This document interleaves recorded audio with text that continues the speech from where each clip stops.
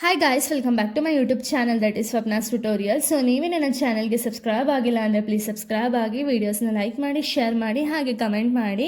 So ಇವತ್ತು ನಾನು ಮಾಡ್ತಿರೋ ಸಬ್ಜೆಕ್ಟ್ ಯಾವುದು ಅಂದರೆ ಫಸ್ಟ್ ಸೆಮ್ BComನ ಕನ್ನಡ ಲೆಸನ್ನ ಎಕ್ಸ್ಪ್ಲೈನ್ ಮಾಡ್ತಿದ್ದೀನಿ. ಯಾವುದು ಅಂದರೆ ಹಸಿರಿನ ಲೋಕ ಅಂತ ಹೇಳಿ. ಇದನ್ನು ಬರೆದಿರೋದು ಡಾಕ್ಟರ್ KR ಸಂಧ್ಯಾ ರೆಡ್ಡಿ ಅವರು.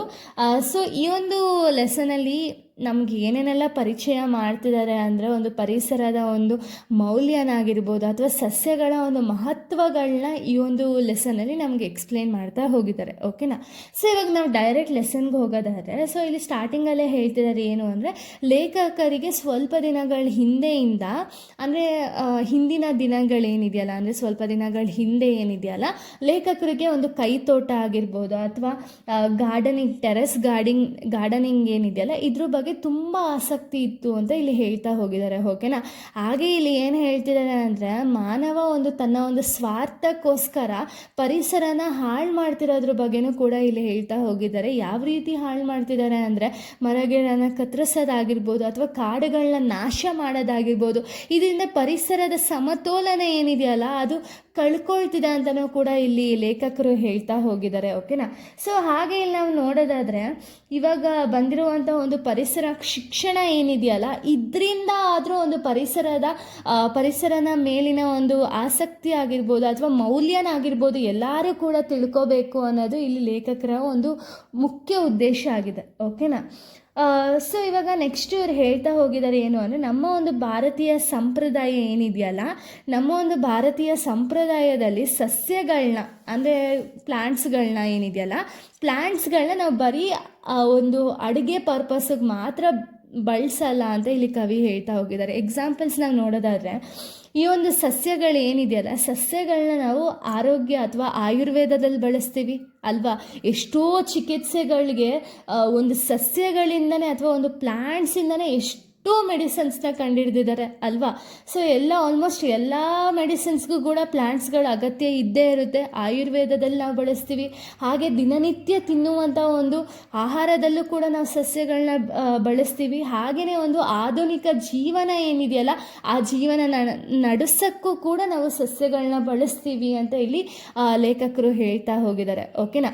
ಅಂದರೆ ಏನು, ಇವಾಗ ಸಸ್ಯಗಳನ್ನ ನಾವು ಬರೀ ತಿನ್ನೋ ಒಂದು ಪದಾರ್ಥದಲ್ಲಿ ಮಾತ್ರ ಬಳಸ್ದಂಗೆ ಇಷ್ಟೆಲ್ಲನೂ ಕೂಡ ಯೂಸಸ್ ಇದೆ ಅಲ್ವಾ. ಸಸ್ಯಗಳನ್ನ ತುಂಬ ಯೂಸಸ್ ಇದೆ ಅಲ್ವಾ, ಅದ್ರ ಬಗ್ಗೆ ಇಲ್ಲಿ ಹೇಳ್ತಾ ಹೋಗಿದ್ದಾರೆ. ಸೊ ಹಾಗೆ ಇಲ್ಲೊಂದು ಎಕ್ಸಾಂಪಲ್ ಕೊಟ್ಟಿದ್ದಾರೆ. ಯಾವ ರೀತಿ ಅಂದರೆ ಇಲ್ಲಿ ಲೇಖಕರು ಏನಿದಾರಲ್ಲ, ಈ ಲೇಖಕರು ತಮ್ಮ ಒಂದು ಕಾಲೇಜ್ ದಿನಗಳನ್ನ ನೆನಪಿಸ್ಕೊಳ್ತಾ ಹೋಗ್ತಾರೆ. ಓಕೆನಾ? ಯಾವ ರೀತಿ ಅಂದರೆ, ಸೊ ಇವರು ಕಾಲೇಜಲ್ಲಿ ಒಂದು ಸಸ್ಯಶಾಸ್ತ್ರದ ಒಂದು ಪ್ರವಾಸಕ್ಕೆ ಹೋಗ್ತಾರೆ. ಓಕೆನಾ? ಬಾಟನಿಕಲ್ ಎಕ್ಸ್ಕರ್ಷನ್ ಅಂತ ಹೇಳಿ ಇಲ್ಲಿಗೆ ಹೋದಾಗ, ಅಂದರೆ ಒಂದು ಪ್ರವಾಸಕ್ಕೆ ಹೋದಾಗ ಇಲ್ಲಿ ಲೇಖಕರು ಸೊ ಅವರಲ್ಲಿ ಒಂದು ಹುಲ್ಲನ್ನ ನೋಡ್ತಾರೆ. ಓಕೆನಾ? ಹುಲ್ಲು ಅಂದ ತಕ್ಷಣ ನಮಗೆಲ್ಲ ಯಾವ ರೀತಿ ಅನಿಸುತ್ತೆ, ಬಿಡು ಇದೊಂದು ಕೇವಲ ಹುಲ್ಲು ಅಂತ ಹೇಳಿ ನಾವು ಕಿತ್ತು ಬಿಡ್ತೀವಿ ಅಲ್ವಾ. ಬಟ್ ಇಲ್ಲಿ ಲೇಖಕರು ಹೇಳ್ತಿದ್ದಾರೆ ಏನು ಅಂದರೆ ಆ ಒಂದು ಹುಲ್ಲು ಏನು ಚಿಕ್ಕದು ಅಂತ ಹೇಳಿ ನಾವು ಕೀಳ್ತೀವಲ್ಲ, ಅದೊಂದು ಚಿಕ್ಕ ಹುಲ್ಲು ಏನಕ್ಕೂ ಪ್ರಯೋಜನ ಇಲ್ಲ ಅಂತ ಹೇಳಿ ನಾವು ಕೀಳ್ತೀವಲ್ಲ, ಸೊ ಅದ್ರ ಬಗ್ಗೆ ಅವ್ರು ತಿಳ್ಕೊಂಡ್ಮೇಲೆ, ಅಂದರೆ ಒಂದು ಹುಲ್ಲು ಏನಿದೆಯಲ್ಲ, ಹುಲ್ಲು ವಿಜ್ಞಾನದಲ್ಲಿ ತುಂಬ ದೊಡ್ಡ ಹೆಸರಿದೆ ಅಂತ ಇಲ್ಲಿ ಲೇಖಕರು ಹೇಳ್ತಿದ್ದಾರೆ. ಏನು ಅಂದರೆ ಈ ಒಂದು ಹುಲ್ಲಿನ ಮಹತ್ವ ಏನಿದೆಯಲ್ಲ ಅವ್ರು ತಿಳ್ಕೊಂಡ ಮೇಲೆ ಅವ್ರಿಗೆ ಫುಲ್ ಶಾಕ್ ಆಯ್ತಂತೆ. ಓಕೆನಾ? ಅಂದರೆ ನಮಗೆ ಗೊತ್ತಿರೋ ಹಾಗೆ ನಾವು ಜಸ್ಟ್ ಹುಲ್ಲು ಅಂತ ಹೇಳಿ ನಾವು ಕಿತ್ತಿದ ತಕ್ಷಣ ಅದ್ರ ವ್ಯಾಲ್ಯೂ ಏನಿದೆ ಅಥವಾ ಅದು ಏನೇನಕ್ಕೆಲ್ಲ ಯೂಸ್ ಇದೆ ಅಂತ ಹೇಳಿ ಒಂದು ಗೊತ್ತಾದ ಮೇಲೆ ಅದು ಎಷ್ಟು ಒಂದು ದೊಡ್ಡ ಹೆಸರಿದೆ ಒಂದು ವಿಜ್ಞಾನ ಏನಿದೆಯಲ್ಲ, ವಿಜ್ಞಾನದಲ್ಲಿ ಒಂದು ದೊಡ್ಡ ಹೆಸರಿರೋದನ್ನ ಕೇಳಿ ಲೇಖಕರಿಗೆ ತುಂಬ ಇಷ್ಟೊಂದು ಇದೆಯಾ ಅಂತ ಹೇಳಿ ಅದನ್ನು ನೋಡಿದ ತಕ್ಷಣ ಅವ್ರಿಗೆ ಆಶ್ಚರ್ಯ ಆಯಿತು ಅಂತ ಇಲ್ಲಿ ಹೇಳಿದ್ದಾರೆ. ಓಕೆನಾ? ಸೊ ಹಾಗೆ ಇಲ್ಲಿ ಹೇಳ್ತಿದ್ದಾರೆ ಅಂದರೆ ಪ್ರತಿಯೊಂದು ಎಲೆ ಆಗಿರ್ಬೋದು, ಹೂವು ಆಗಿರ್ಬೋದು, ಕಾಯಿ ಆಗಿರ್ಬೋದು ಅಥವಾ ಬೀಜಗಳಾಗಿರ್ಬೋದು, ಇದ್ರ ರಚನೆಗಳು ಏನಿದೆಯಲ್ಲ ಈ ರಚನೆಗಳು ತುಂಬ ಅದ್ಭುತವಾಗಿದೆ. ಅಂದರೆ ಇಲ್ಲಿ ಒಂದೊಂದು ಎಲೆಗಳಿಗಾಗಿರ್ಬೋದು ಅಥವಾ ಒಂದೊಂದು ಗಿಡಗಳಿಗೂ ಆಗಿರ್ಬೋದು ಅದರದ್ದೇ ಆದಂಥ ಒಂದು ಏನದು ಮೆಡಿಸಿನ್ಸ್ ಆಗಿರ್ಬೋದು ಅಥವಾ ಏನೋ ಒಂದು ಅಂಶಗಳು ಅಡಗಿದೆ ಅಂತ ಇಲ್ಲಿ ಲೇಖಕರು ಹೇಳ್ತಿದ್ದಾರೆ. ಓಕೆನಾ? ಹಾಗೆ ಹೇಳಿದ್ದಾರೆ ಏನು ಅಂದರೆ ಕುವೆಂಪು ಅವರು ಒಂದು ಮಾತು ಹೇಳಿದ್ದಾರೆ. ಓಕೆನಾ? ಯಾವ ಮಾತು ಅಂದರೆ ಪ್ರಕೃತಿಯನ್ನು ನೋಡಲು ವಿರಾಟ್ ದೃಷ್ಟಿ ಬೇಕು ಅಂತ ಹೇಳಿ ಹೇಳಿದ್ದಾರೆ ಅಲ್ವಾ. ಸೊ ಇದರ ಅರ್ಥ ಏನು?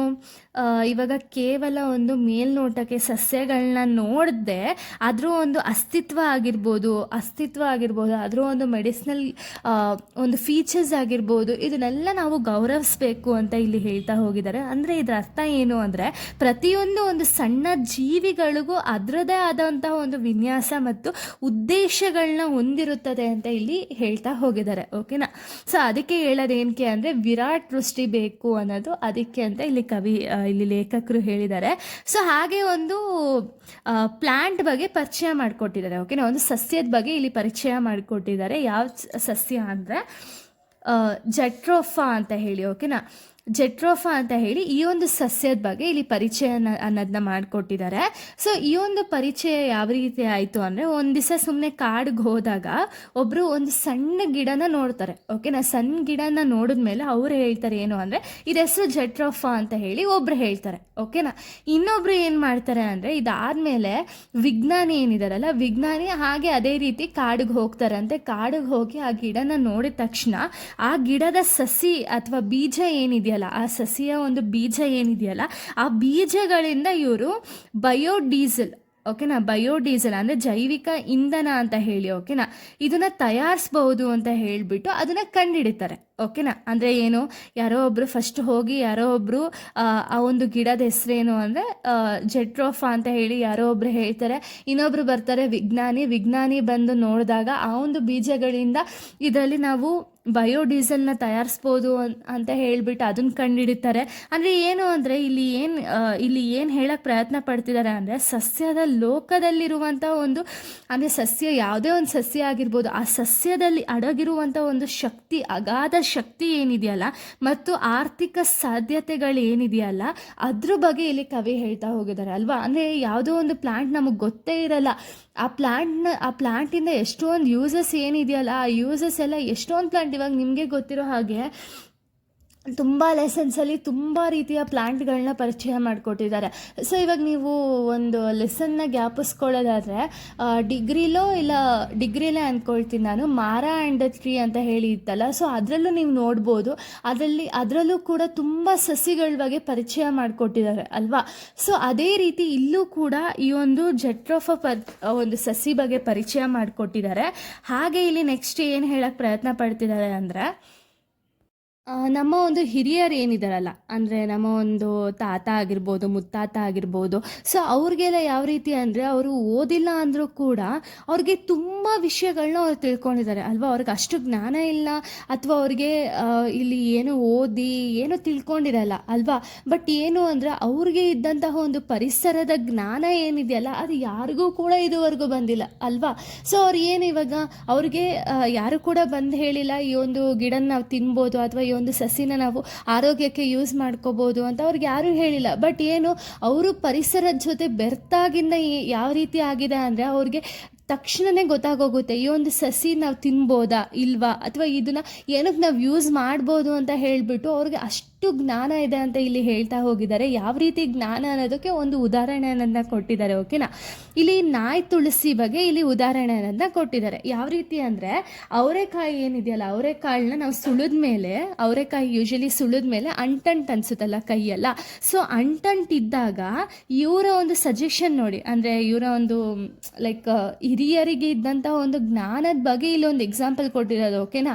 ಈ ಒಂದು ಅವರೆಕಾಯಿ ನಾವು ಸುಳಿದಾಗ ಅದರಲ್ಲಿ ಒಂದು ಸ್ಟಿಕ್ಕಿ ಸಬ್ಸ್ಟೆನ್ಸ್ ಏನಿದೆಯಲ್ಲ, ಅಂದರೆ ಕೈಗೆ ಅಂಟಿಸ್ತಿರುತ್ತಲ್ಲ ಅಲ್ವಾ, ಆ ಅಂಟಿಸ್ತಿರೋದನ್ನ ನಾವು ತೆಗಿಬೇಕು ಅಂದರೆ ಈ ನಾಯಿ ತುಳಸಿ ಏನಿದೆಯಲ್ಲ, ಆ ನಾಯಿ ತುಳಸಿಯ ಎಲೆಯನ್ನು ಬಳಸ್ತಿದ್ರಂತೆ. ಅಂದರೆ ಆ ಎಲೆನ ತಗೊಂಡು ನೀಟಾಗಿ ಉಜ್ಜಿದ ಮೇಲೆ ಅಲ್ಲಿ ಏನು ಸ್ಟಿಕ್ಕಿ ಸಬ್ಸ್ಟೆನ್ಸ್ ಏನಿತ್ತಲ್ಲ, ಅಂದರೆ ಒಂಥರ ಲೈಕ್ ಏನು ಲೋಹದ ಥರ ಏನು ಅದರಿಂದ ಬರುತ್ತಲ್ಲ, ಬಂದಮೇಲೆ ಕೈಯೆಲ್ಲ ಅಂಟಂಟಾಗುತ್ತಲ್ಲ, ಅದನ್ನು ಈ ನಾಯಿ ತುಳಸಿಯಿಂದ ತೆಗಿಬಹುದು ಅಂತ ಇಲ್ಲಿ ಹೇಳ್ತಿದ್ದಾರೆ. ಓಕೆನಾ. ಅಂದರೆ ಅಷ್ಟು ಜ್ಞಾನ ಏನಿದೆಯಲ್ಲ ಆ ಜ್ಞಾನದ ಬಗ್ಗೆ ಹೇಳ್ತಿದ್ದಾರೆ. ಹಾಗೆ ನೈಸರ್ಗಿಕದಲ್ಲಿ ಅಂದರೆ ಒಂದು ನಮಗೆ ಭೂಮಿಯಲ್ಲಿ ಸಿಗುವಂತಹ ಒಂದು ಗಿಡಗಳಾಗಿರ್ಬೋದು, ಅಥವಾ ಅದರಲ್ಲಿ ಯಾವ ರೀತಿ ಇದನ್ನು ತಿನ್ನೋಕೆ ಯೂಸ್ ಮಾಡಬೇಕಾ ಇಲ್ಲ ಇದನ್ನು ಮೆಡಿಕಲ್ ಸಬ್ಸ್ಟೆನ್ಸ್ ಆಗಿ ಯೂಸ್ ಮಾಡಬೇಕಾ ಅನ್ನೋ ಒಂದು ಜ್ಞಾನದ ಬಗ್ಗೆ ಇದ್ದಂತಹ ಹಿರಿಯರಿಗಿದ್ದಂತಹ ಒಂದು ಶಕ್ತಿ ಬಗ್ಗೆ ಇಲ್ಲಿ ಹೇಳ್ತಾ ಹೋಗಿದ್ದಾರೆ. ಓಕೆನಾ.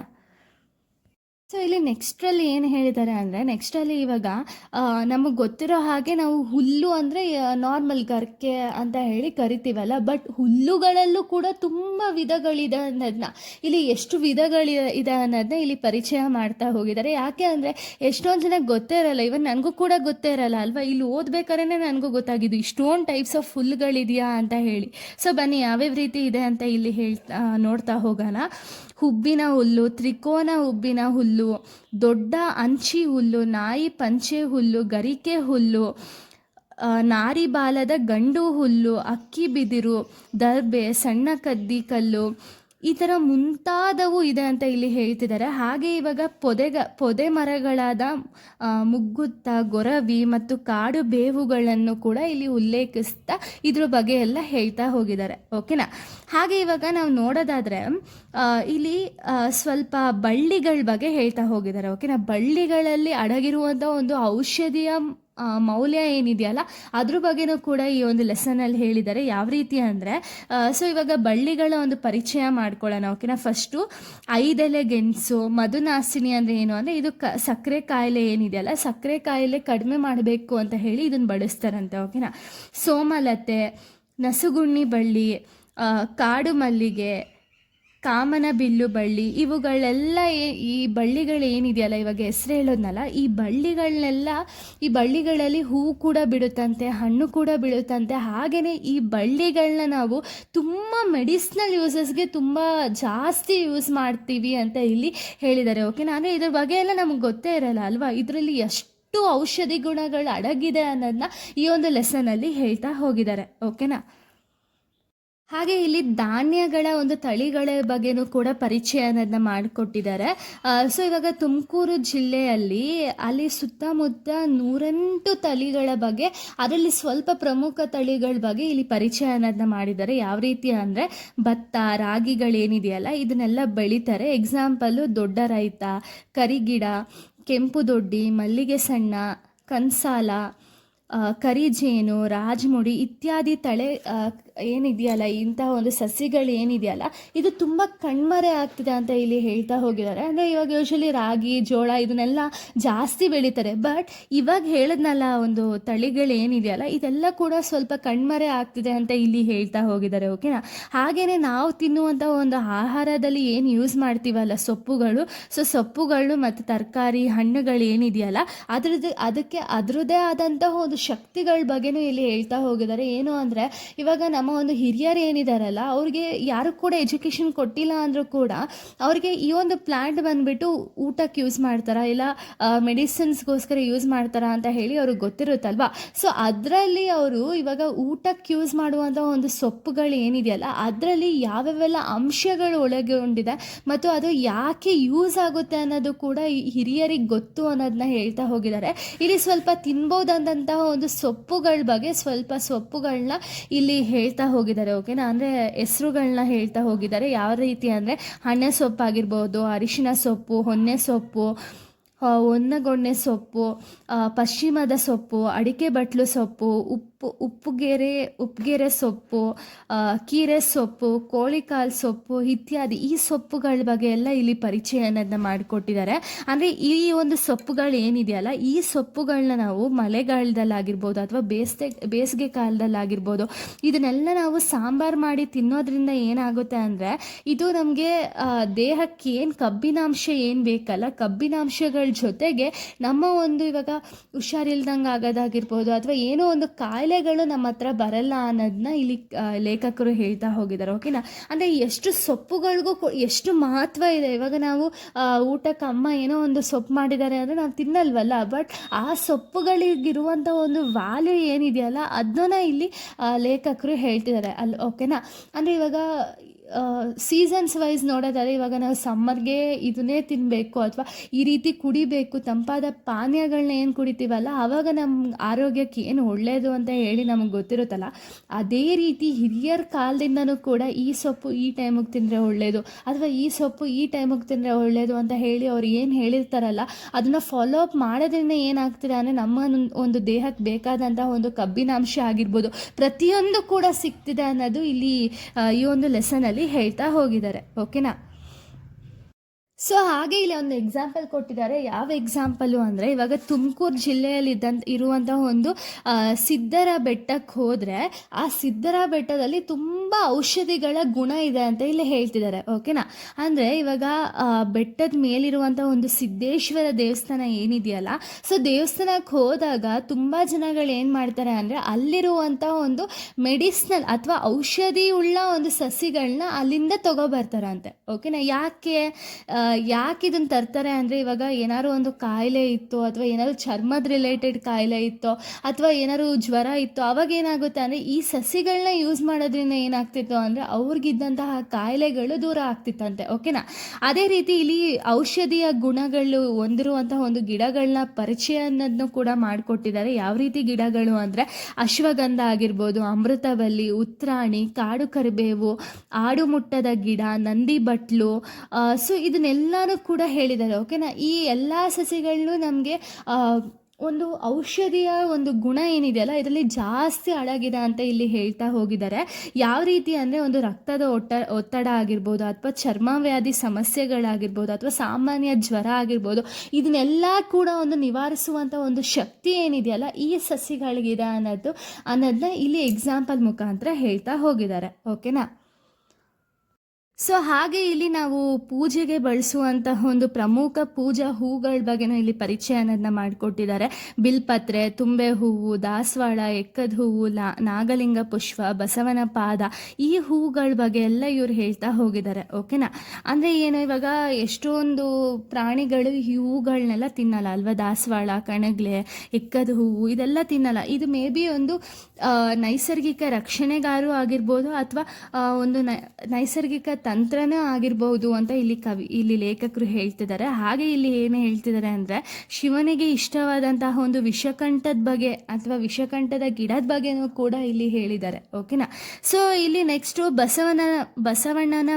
ಬಸವಣ್ಣ ಪಾದದ ಬಗ್ಗೆ ಇಲ್ಲಿ ಪರಿಚಯ ಅನ್ನೋದನ್ನ ಮಾಡಿಕೊಡ್ತಿದ್ದಾರೆ. ಓಕೆನಾ? ಸೊ ಈ ಒಂದು ಬಸವನ ಪಾದ ಒಂದು ಗಿಡದ ಬಗ್ಗೆ ಅಥವಾ ಅದ್ರ ಇರುವಂತಹ ಒಂದು ಔಷಧಿಯ ಗುಣಗಳ ಬಗ್ಗೆ ಇಲ್ಲಿ ಪರಿಚಯ ಅನ್ನೋದನ್ನ ಮಾಡಿದ್ದಾರೆ. ಯಾವ ರೀತಿ ಅಂದರೆ, ಈ ಬಸವನ ಪಾದ ಏನಿದೆಯಲ್ಲ ಈ ಗಿಡನ ಸಾಮಾನ್ಯವಾಗಿ ಕವಡೆ ಹಾಕುವ ಹೂ ಅಂತ ಹೇಳಿ ಕರೀತಾರಂತೆ. ಓಕೆನಾ? ಈ ಒಂದು ಗಿಡದಲ್ಲಿ ಏನು ವಿಶೇಷವಾದ ಗುಣ ಏನಿದೆ ಅಂದರೆ, ಕ್ಯಾನ್ಸರ್ ಅಥವಾ ರಕ್ತದ ಕ್ಯಾನ್ಸರ್ ಏನಿದೆಯಲ್ಲ ಅದಕ್ಕೆ ಈ ಒಂದು ಗಿಡ ಬಂದ್ಬಿಟ್ಟು ಒಂದು ಒಳ್ಳೆ ರಾಮಬಾಣ ಅಂತ ಇಲ್ಲಿ ಹೇಳ್ತಿದ್ದಾರೆ. ಅಂದರೆ ಇದರಿಂದ ತಯಾರಿಸುವಂತಹ ಒಂದು ಔಷಧಿ ಏನಿದೆಯಲ್ಲ ಆ ಔಷಧಿಯನ್ನು ಬಳಸ್ಬೇಕಾದ್ರೆ ತುಂಬ ಜಾಗೃತಿಯಾಗಿರಬೇಕು. ಬಟ್ ಇದು ತುಂಬ ಒಳ್ಳೆಯದು ಅಂತ ಇಲ್ಲಿ ಹೇಳಿದ್ದಾರೆ. ಓಕೆನಾ? ಸೊ ನಾವು ಇಷ್ಟೂ ನೋಡೋದಾದರೆ ಇಲ್ಲಿ ಎಷ್ಟು ಸಸ್ಯಗಳ ಬಗ್ಗೆ ಪರಿಚಯ ಮಾಡಿಕೊಟ್ಟಿದ್ದಾರೆ, ಹಾಗೆ ಎಷ್ಟು ಸಸ್ಯಗಳ ಒಂದು ಔಷಧಿಯ ಗುಣಗಳ ಬಗ್ಗೆನೂ ಕೂಡ ತುಂಬ ಪರಿಚಯ ಮಾಡಿಕೊಟ್ಟಿದ್ದಾರೆ. ಬಟ್ ಇವಾಗ ಯಾವ ರೀತಿ ಪರಿಸ್ಥಿತಿ ಯಾವ ರೀತಿ ಆಗ್ತಿದೆ ಅಂದರೆ, ಒಂದು ಆಧುನಿಕತೆಯ ಒಂದು ಹೆಸರಿನಲ್ಲಿ ಏನು ಮಾಡ್ತಿದ್ದಾರೆ ಅಂದರೆ ರೋಡ್ಸ್ನ ಮಾಡೋದಾಗಿರ್ಬೋದು, ಕಾಡನ್ನ ಕತ್ತರಿಸೋದಾಗಿರ್ಬೋದು, ಕಾಡಲ್ಲಿರುವಂತಹ ಗಿಡ ಮರಗಳನ್ನೆಲ್ಲ ಕತ್ತರಿಸ್ಬಿಟ್ಟು ಅಲ್ಲಿ ಒಂದು ರೋಡ್ನ ಮಾಡೋದಾಗಿರ್ಬೋದು. ಇದರಿಂದ ಏನಾಗ್ತಿದೆ ಅಂದರೆ ನಮಗೆ ಬೇಕಾದಂತಹ ಒಂದು ಶುದ್ಧ ಗಾಳಿ ಏನಿದೆಯಲ್ಲ ಆ ಗಾಳಿನೇ ನಮಗೆ ಸಿಗ್ತಿಲ್ಲ ಅಲ್ವಾ? ಗಾಳಿ ನಮಗೆ ಸಿಗ್ತಿಲ್ಲದೆ ಇದ್ದಾಗ ಎಷ್ಟೋ ರೀತಿಯ ಕಾಯಿಲೆಗಳು ನಮಗೆ ಬರ್ತಿವೆ.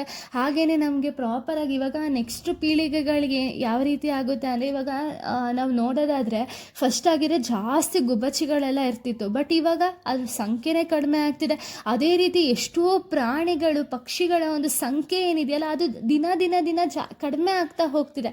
ಯಾಕೆ ಅಂದರೆ ಇವಾಗ ನಾವು ಮನುಷ್ಯ ಏನಿದ್ದೀವಲ್ಲ ನಾವು ಸುಮ್ಮನೆ ಏನೋ ಒಂದು ಆಧುನಿಕತೆ ಅಥವಾ ನಾವೊಂದು ಲೈಕ್ ಏನೋ ಒಂದು ಎಕ್ಸ್ಪ್ಯಾಂಡ್ ಮಾಡಬೇಕು ಅಂತ ಹೇಳಿಬಿಟ್ಟು ರೋಡ್ಸ್ ಮಾಡೋದಾಗಿರ್ಬೋದು, ಕಾಡನ್ನ ಕಟ್ ಮಾಡೋದಾಗಿರ್ಬೋದು, ಈ ರೀತಿ ಎಲ್ಲ ಮಾಡೋದ್ರಿಂದ ನಮಗೆ ಬೇಕಾದಂತಹ ಒಂದು ಗಾಳಿ ಆಗಿರ್ಬೋದು ಅಥವಾ ಮುಂದಿನ ಪೀಳಿಗೆಗೆ ಬೇಕಾದಂತಹ ಒಂದು ಶುದ್ಧವಾದ ಗಾಳಿ ಆಗಿರ್ಬೋದು, ಇದು ಯಾವುದೂ ಕೂಡ ನಮಗೆ ಸಿಗ್ತಿಲ್ಲ ಅಂತ ಇಲ್ಲಿ ಹೇಳ್ತಾ ಹೋಗಿದ್ದಾರೆ. ಓಕೆನಾ? ಹಾಗೆ ಇಲ್ಲೊಂದು ಎಕ್ಸಾಂಪಲ್ನ ಕೊಟ್ಟಿದ್ದಾರೆ. ಏನು ಅಂದರೆ, ಪರಿಸರ ಅನ್ನೋದನ್ನ ಸಂರಕ್ಷಣೆಯಲ್ಲಿ ಭೂತಾನ್ ದೇಶ ಏನಿದೆಯಲ್ಲ ಈ ಭೂತಾನ್ ದೇಶ ವಿಶ್ವಕ್ಕೆ ಮಾದರಿಯಾಗಿದೆ ಅಂತ ಹೇಳಿದ್ದಾರೆ. ಯಾವ ರೀತಿ ಅಂದರೆ ಅಲ್ಲೆಲ್ಲ ಯಾವ ರೀತಿ ಕಾನ್ಸೆಪ್ಟು ಅಂದರೆ, ಇವಾಗ ನಾವು ಒಂದು ಗಿಡನ ನಾವು ಕಟ್ ಮಾಡ್ದೋ ಅಂದರೆ ಅದ್ರ ಬದಲಿಗೆ ನಾವು ಇನ್ನೊಂದು ಗಿಡ ಅಥವಾ ಇನ್ನೊಂದು ಸಸಿಯನ್ನು ನೆಟ್ಟಬೇಕಂತೆ. ಓಕೆನಾ? ಇದರಿಂದ ಯಾವ ರೀತಿ ಆಗುತ್ತೆ ಅಂದರೆ ಇವಾಗ ಒಂದು ಗಿಡ ನಾವು ಕತ್ತರಿಸಿದ ತಕ್ಷಣ ಅದು ನೆಕ್ಸ್ಟ್ ಗಿಡನ ನಾವು ಅಲ್ಲಿ ಬೆಳೆಸ್ತು ಅಂದರೆ ಅದು ಮತ್ತೆ ದೊಡ್ಡದಾಗಿ ಅದು ಮತ್ತೆ ನೆಕ್ಸ್ಟು ಜನಗಳಿಗೆ ಅದು ನೀಟಾಗಿ ಫ್ರೆಶ್ ಏರ್ ಎಲ್ಲ ಸಿಗ್ತಿರುತ್ತೆ ಅಲ್ವಾ. ಸೊ ಇದೇ ರೀಸನ್ಗೆ ನಾವು ಭೂತಾನ್ ದೇಶನ ಯಾವ ರೀತಿ ಕರಿತೀವಿ ಅಂದರೆ ಹಸಿರು ದೇಶ ಅಂತ ಹೇಳಿ ಕರಿತಿದ್ದೀವಿ, ಓಕೆನಾ.